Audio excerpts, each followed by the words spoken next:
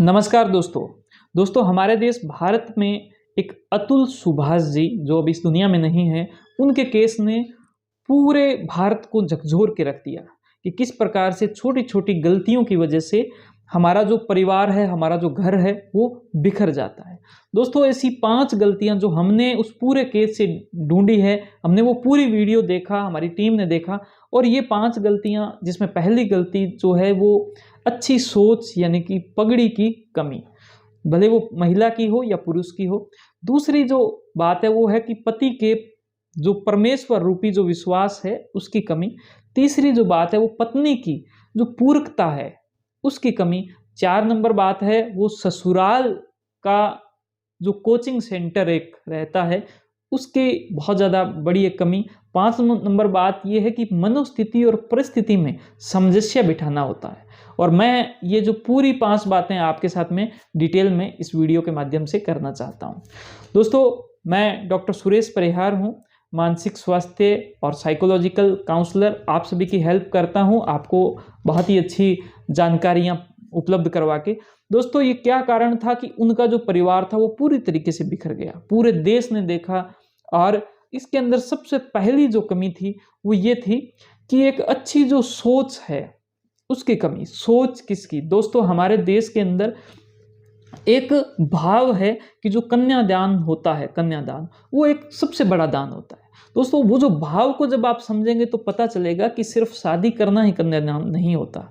आप उस शादी के बाद में उस बच्ची का घर बचाना, ये एक बहुत बड़ी जिम्मेदारी होती है। ये या तो पिता की होती है या फिर उसके बाद में उसके जो भाई है उसकी जिम्मेदारी रहती है, और इसके साथ में उस बेटी के पूरे परिवार की जिम्मेदारी भी ये बहुत बड़ी रहती है, और इसको एक बहुत ही बड़ा एक उपकार माना जाता है।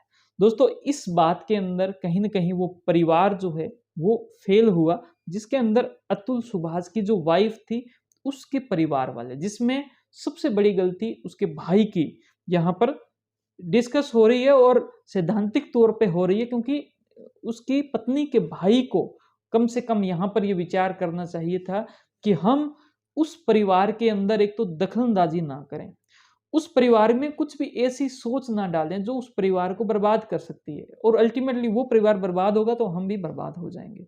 तो उसकी एक अच्छी सोच जो है उसकी कमी, यानी कि पगड़ी की कमी। और पगड़ी में मुख्य बात यही है कि हम उनको एक अच्छी सोच दें, ये बहुत ज़्यादा जरूरी है, जिसको हम 4 नंबर पॉइंट में भी डिस्कस करेंगे। दोस्तों 2 नंबर जो इस केस के अंदर कमी रही वो ये रही कि जो पति है उसके पास में बहुत सारे हथियार दिए हुए हैं। दोस्तों उसको परमेश्वर अगर कहा गया है तो वो ऐसे ही नहीं कहा गया, उसके ऊपर पूरा परिवार जो है वो एक बीज की धुरी है।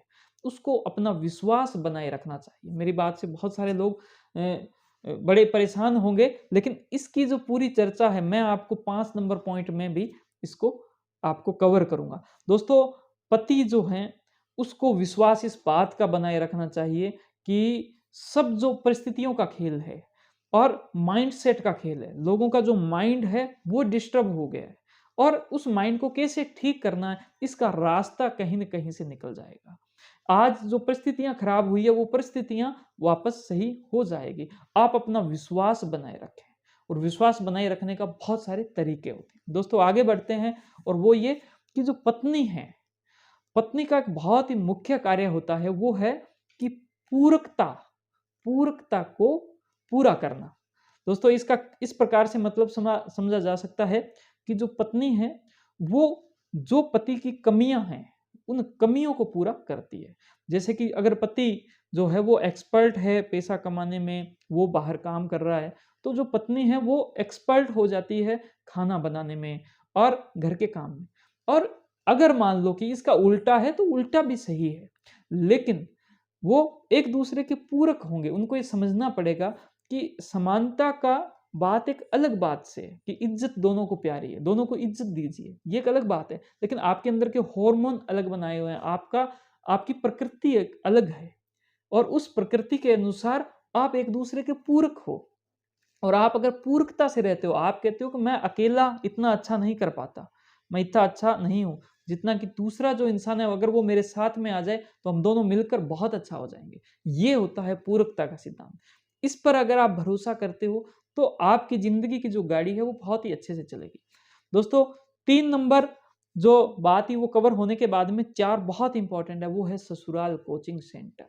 दोस्तों हर एक माँ है, वो चाहती है कि मेरी बेटी जो है उसका ससुराल बहुत ही एक अच्छा ससुराल हो। उसका एक सपना होता है, वो वहाँ पर खुश रहे, उसका वो सपना होता है। लेकिन ये जैसे ही कुछ वक़्त बीतता है 6 महीने, 7 महीने, 8 महीने, और ये चर्चा मैं आज नहीं कर रहा, ये बहुत पहले से चर्चा कर रहा हूँ, क्यों हमारे सामने जो केस आते हैं उन्हीं की बातें हैं। और सैद्धांतिक बातें हैं, साइकोलॉजिकल बात है कि एक जो माँ है, वो अपने ससुराल की जो जानकारी, अपने ससुराल में उसके साथ कैसे जीवन बीता, वो जो चीज़ें हैं वो अभी बेटी का जो ससुराल है उसके साथ में उसका जनरलाइज़ेशन होता है। उसका यानी कि वो वाली इन्फॉर्मेशन वो वहाँ पर अप्लाई करने लगे। फ़ॉर्मूला तो उधर का था, पुराना फ़ॉर्मूला था, लेकिन सवाल आज का वो सॉल्व करना चाहती है। दोस्तों वो वहाँ पर उस नॉलेज का उपयोग करना चाहती है और उसमें वो ये चीज़ चाहती है कि मेरी जो बेटी है उसको ये छोटी-सी तकलीफ़ हो, इसकी समाधान ऐसे कर दे, इसकी समाधान इस प्रकार से कर दे। और अल्टीमेटली वो छोटी-छोटी बातों पर डिस्कशन करके, जो बातें बड़ा इश्यू नहीं थी, वो उस बेटी का माइंडसेट इस प्रकार का कर देती है कि तेरा जो ससुराल है वो बहुत ही खराब है। उसमें कोई लोग तुझे प्यार नहीं करते। सब लोग तुझे गलत तरीके से तेरे साथ ट्रीट करते हैं। तुझे नौकरानी बना के रखते हैं, तुझे घर का काम नहीं करना, तुझे ये नहीं करना, तुझे उनका इस प्रकार से सहयोग नहीं करना। अभी अगर तू ये चीज़ें इस प्रकार से करने लग जाएगी तो फिर लास्ट तक वैसे ही रहेगा। मैंने ये गलतियाँ की थी, ये गलतियाँ तू मत करना। दोस्तों ये जो कोचिंग सेंटर है, ये कोचिंग सेंटर अच्छा कोचिंग सेंटर होना चाहिए। अच्छा इस प्रकार से होना चाहिए कि एक माँ अपनी बेटी को ये बात बताए कि तेरा ससुराल जो वो तेरा अपना घर है। वहाँ पर अगर कोई गंदगी है तो वो तेरे अपने घर के अंदर गंदगी है, उसको साफ करना भले तेरी ज़िम्मेदारी हो, भले आपके हस्बैंड की हो या दोनों मिलकर करें या किसी से करवाएँ। लेकिन वो घर आपका है, अगर खुद साफ करेंगे तो उसकी खुशी एक अलग होगी। दोस्तों उसका जो घर है उसके तक रहने दें। आप उसको रिमोट से जब कंट्रोल करना स्टार्ट कर देते हैं, तो उसके बाद में चीज़ें जो है वो खराब होने के चांस ज़्यादा हैं। चीज़ें ठीक भी हो सकती है लेकिन खराब होने के चांस ज़्यादा हैं, क्योंकि उन्होंने जो ससुराल देखा है वो अपने समय का देखा है। आज का ससुराल अलग है। दोस्तों अब 5 नंबर पॉइंट पे आते हैं और बहुत इंपॉर्टेंट जो एक कारण है कि उन्होंने सुसाइड क्यों किया। दोस्तों मनोस्थिति जो है वो परिस्थिति के साथ में हमेशा सामंजस्य के साथ में होना चाहती है, ये हमारी एक प्रकृति है। लेकिन हम जब परिस्थिति के साथ में सामंजस्य नहीं बिठा पाते, मनोस्थिति जो है वो बहुत ही एक अलग है, लेकिन परिस्थितियां अभी कह रही है कि अभी मैं इस लेवल पर हूं, मनोस्थिति कहते नहीं इस लेवल पर रहना है। दोस्तों हमारे जीवन के अंदर उतार और चढ़ाव आते हैं। जब जीवन बहुत ही अच्छा है तो मनोस्थिति अपने आप अच्छी हो जाती है, लेकिन जीवन जब खराब हो जाता है तो मनोस्थिति को उस खराब स्थिति में आने में थोड़ा वक्त लगता है, बहुत परेशानी होती है। अतुल सुभाष जी के केस में अगर क्योंकि वो परिस्थितियां पैदा कर दी, किन्होंने पैदा कर दी, भले ससुराल वालों ने पैदा कर दी, और उन्होंने ये मानना स्टार्ट कर दिया कि मैंने बहुत ही बड़ी गलती कर ली, जिस गलती की वजह से मेरे परिवार के जो लोग हैं वो भी परेशानी में आ रहे हैं, मेरे परिवार के जो लोग हैं वो भी दिक्कतों में आ रहे हैं। तो अब इससे निकलने का यही एकमात्र रास्ता है, जबकि रास्ते और भी थे। मैं जैसे बहुत सारे लोग ये कह रहे हैं कि जब किन्हीं लोगों ने ये बोला कि उनको काउंसलिंग लेनी चाहिए थी, तो उन्होंने बोला काउंसलिंग से क्या होगा इतनी सारी। लेकिन मैं उनका कहना चाहता हूँ क्योंकि उनके अंदर एनर्जी थी, उन्होंने इतना बड़ा कदम उठाया, इसका मतलब उनके अंदर साहस था। लेकिन उनकी जो ये ऊर्जा है उसको सही रास्ते की ओर मोड़ने वाला कोई चाहिए था। उनको ये भी कोई एक इंसान कह सकता था कि जीवन खत्म करना जो है वो सॉल्यूशन नहीं है, वो तो जितना दुख अभी है उस दुख का 1000 गुना ज्यादा दुख हो जाएगा और अगले कई सालों तक आप इसको ट्रांसफॉर्म कर दीजिए। जैसे एक केस था जो मेरे पास में आया, जो इसी प्रकार से सोच रहा था, हमने पूरी कोशिश की लेकिन हमने उसको ट्रांसफॉर्म कर दिया। मैंने कहा कि साहब आप सुसाइड की बात कर रहे हो, क्यों ना आप अपने आप को ये मान लीजिए आप कि मैं इस दुनिया से चला गया, आप जाना नहीं है आपको, आप ये मान लीजिए। कैसे मानोगे कि साहब आप इस प्रकार की कोई वीडियो कुछ नोट्स डालकर और उसके बाद में किसी नदी के किनारे अपने जो कपड़े अपने चप्पल रखकर और फिर उसके बाद गायब हो जाइए 2 साल के लिए, आप 2 साल के लिए गायब हो जाएं।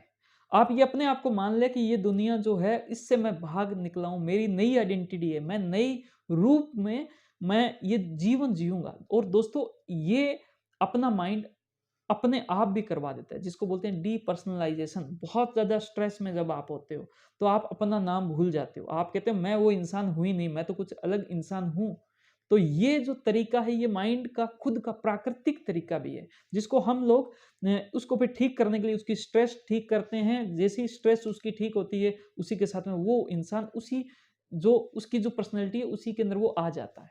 तो आप डीपर्सनलाइज़ेशन के बारे में भी सर्च कर सकते हो। तो हम उसको ट्रांसफ़ॉर्म कर सकते हैं। इसके अलावा हम उसको ये बताएँ कि जो आपकी परिस्थितियाँ बनी हैं, आप अपनी मनोस्थिति को उसी के हिसाब से सेट कीजिए। आपकी परिस्थितियाँ ये कहती है कि आपको कोई इंसान गरीब बनाना चाहता है, तो आप गरीब बन जाइए। दोस्तों, जो कदम उन्होंने उठाया, क्योंकि मैं इस वजह से बात कर रहा हूँ क्योंकि उनके इस कदम से ऐसे परेशान लोग इस देश के अंदर बहुत होंगे। और इस देश में ही नहीं, किसी भी देश में ये जो प्रकृति बनी है, यहाँ पर हर प्रकार के केस हैं, हर प्रकार के लोग हैं। तो उन लोगों को मेरा ये संदेश है कि जो परिस्थिति आपको आपको करवाना चाहती है, जो परिस्थिति जैसी परिस्थिति है, आप वैसी मनोस्थिति, आप अपनी गरीब बन जाइए। आप एआई इंजीनियर है, बहुत बड़ी पोस्ट में है, आप अपनी जो रिस्पॉन्सिबिलिटी है वो रिस्पॉन्सिबिलिटी छोड़ दीजिए। आपको कोर्ट जो है वो गिरफ्तार करना चाहता है, आप गिरफ्तार हो जाइए। आपको जेल डालना चाहता है, आपको परेशानी होगी, तकलीफें होगी, उनको कह दीजिए साहब आपकी वजह से मैं बहुत ऊपर था, लेकिन आपने ये इस प्रकार से कर दिया, मैं डाउन हो गया। आपके साथ में और भी जो लोग परेशान हो रहे हैं, उनकी भी जो मनोस्थिति है उसको उस परिस्थिति के अनुसार ढालिए। दोस्तों, मैं मानता हूं कि आप बैकवर्ड चले जाएंगे, आपका जीवन पीछे चला जाएगा 2 साल, 3 साल, 5 साल, 10 साल। लेकिन अपने आपको इस प्रकार से समझें कि हमने कोई गलती की थी, कि हमने उस वक़्त उस इंसान को समझने के अंदर गलती की थी, हमने उस परिवार को समझने में गलती की थी और ये हमारी सज़ा है। आप इस प्रकार से भी सोच सकते हैं, इस प्रकार से भी आप इसको मान सकते हैं। लेकिन अपने जीवन को ख़त्म कर लेना, अपने जीवन का जो नाश कर लेना, ये एक रास्ता कभी भी उचित नहीं होता। मेरी ओर से मुझे जो उचित लगा वो यही संदेश आपको मैं देना चाहता हूँ इस 5 नंबर पॉइंट से, जिसका नाम था कि मनोस्थिति और परिस्थिति में सामंजस्य। दोस्तों, उम्मीद करता हूँ कि अगर आपको मेरा ये विचार इस पूरे एक बहुत ही ऐसा केस जो बहुत ज़्यादा वायरल है, इस पर मेरे विचार आपको अगर पसंद आए, आपको ठीक लगा, आप मुझे इस वीडियो को लाइक करें। आप भी अगर इससे अलग भी कुछ सोचते हैं, आपका जो भी विचार हो, तो वो मुझे आप कमेंट ज़रूर करें, ताकि मुझे पता चले कि उससे अलग मैं अगर गलत हूँ, मेरे बारे में अगर आप कुछ गलत राय भी रखते हैं, तो भी वो मुझे पता चलनी चाहिए। और इस वीडियो को ज़्यादा से ज़्यादा शेयर करें, क्योंकि इस वक़्त यही चल रहा है कि पुरुष ही खराब हैं। मैं यूँ कहना चाहता हूँ कि पुरुष जो इस प्रकार से ऐसे जो खराब हुए हैं, या फिर जिनके जीवन जो है इस प्रकार से बर्बाद हुआ है, ऐसे महिलाओं के साथ में भी होता है। तो हमें महिलाओं की बात भी रखनी है, पुरुषों की बात भी रखनी है, और कोई भी अपने जीवन को अच्छा करने के लिए प्रयास करे, उसको हमें साथ जोड़ना है और सहयोग करना है। बहुत धन्यवाद। Thank you. जय हिंद, जय भारत।